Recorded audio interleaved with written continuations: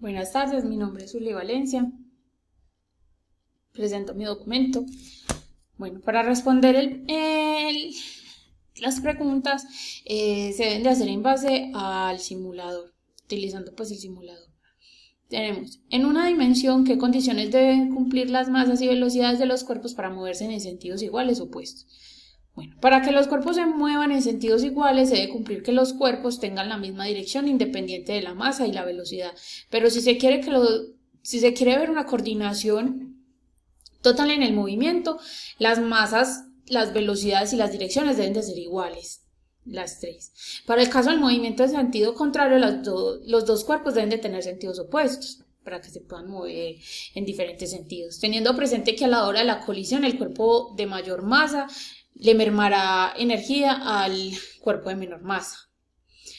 Pero si se quiere que los cuerpos pierdan la misma cantidad de energía en la colisión se debe cumplir que tanto las masas y las velocidades sean iguales, pero en sentido opuesto. Bueno, entonces teniendo claro esto, nos venimos al simulador y vemos las dos partículas dentro de la masa con una misma velocidad y una misma masa.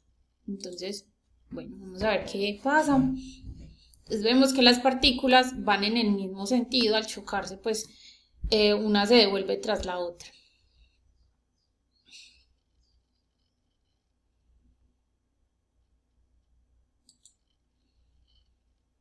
Entonces dice que para que ellas vayan en sentido contrario, pues debemos de cambiarle una velocidad a una de las masas, ¿cierto? Entonces vamos a poner acá,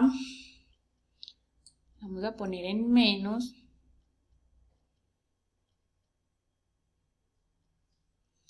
Vamos a pasar a negativo.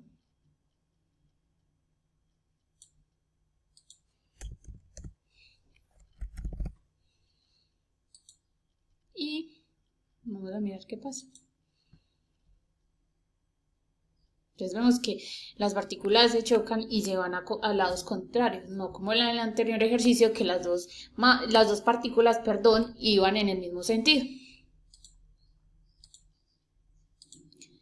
B. En dos dimensiones se establezca una situación en que el choque sea elástico, inelástico y completamente inelástico.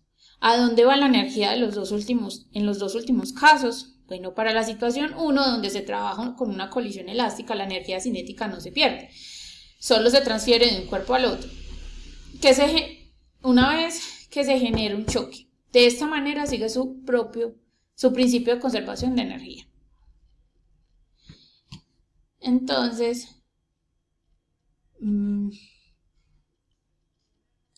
volvemos al simulador y vamos a trabajar en la dimensión 2 con una elasticidad del 100% y vamos a ver qué pasa.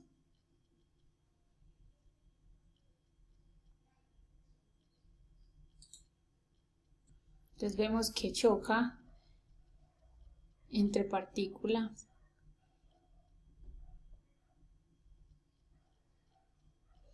Entonces cuando pasa esto se transfiere la energía de una partícula a la otra.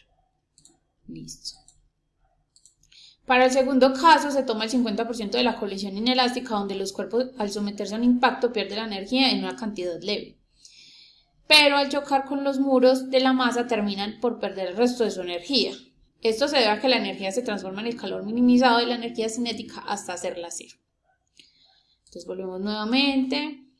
Vamos la velocidad al 50, la elasticidad al 50.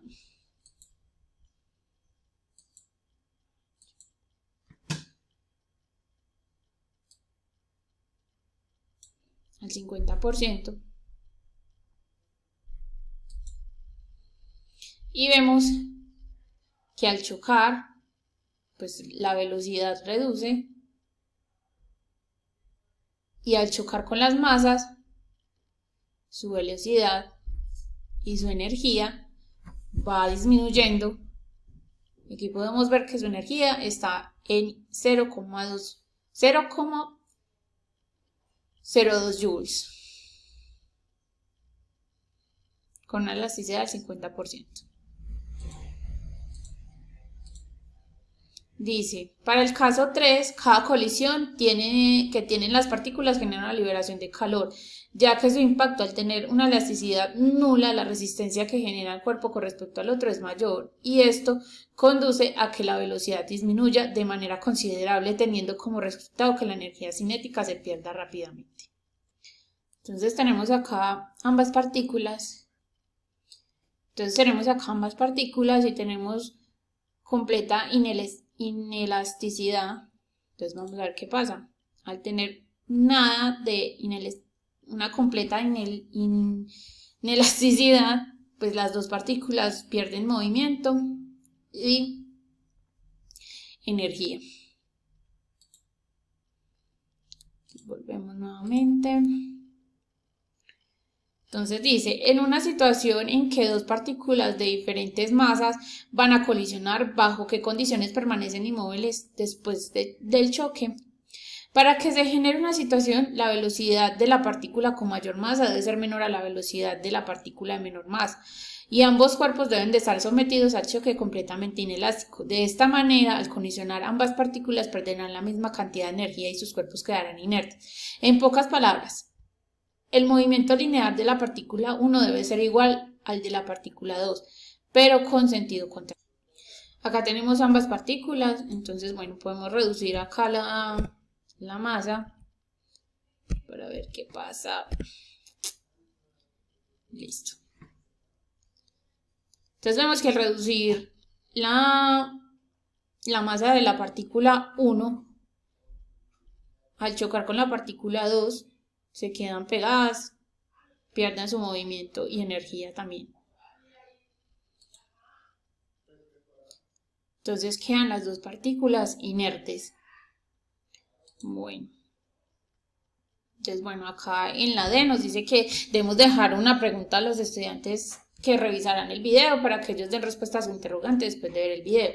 Entonces, si una partícula de velocidad 2, de 2 metros por segundo, y una masa de 8 kilogramos colisiona con otra partícula y su resultado es que las partículas quedan inmóviles, ¿cuál es el tipo de choque que generó? Elástico, inelástico, completamente inelástico.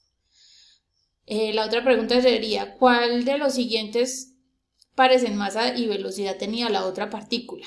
3 kilogramos y 9 metros por segundo, 4 kilogramos y 4 metros por segundo, 8 kilogramos y 0 metros por segundo.